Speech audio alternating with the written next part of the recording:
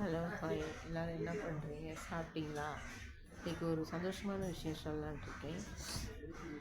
எங்கள் ஊரில் பஸ்ஸு வர்றதே பெரிய கஷ்டமாக இருந்துச்சு நாங்கள்லாம் சின்ன பிள்ளையாக இருக்கும்போது.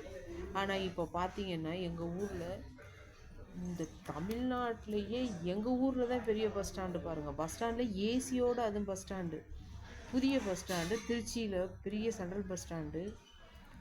எவ்வளோ ஒரு சந்தோஷமான விஷயம். நாங்கள்லாம் ஒரு நாளைக்கு எங்கள் ஊரில் பஸ் வருதுன்னா ஓடி போய் நாங்கள்லாம் வேடிக்கை பார்ப்போம். அப்படி காலத்தில் நாங்கள் இருந்தோம்.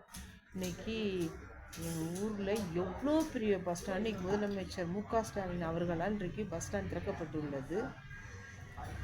பஸ் ஸ்டாண்டை சுற்றி பார்க்க போகிறேன், எங்கள் ஊர் பஞ்சப்பூர் பஸ் ஸ்டாண்டை சுற்றி பார்க்க போகிறேன், ஏசியில் நடந்து போக போகிறேன், எல்லோரும் வாங்க நீங்கள் பார்க்கலாம். ஹாய், ஜாலி, என்ஜாய் பண்ணுங்கள். எங்கள் ஊரை எல்லோரும் பாருங்கள், அவ்வளோ அருமையாக இருக்குது.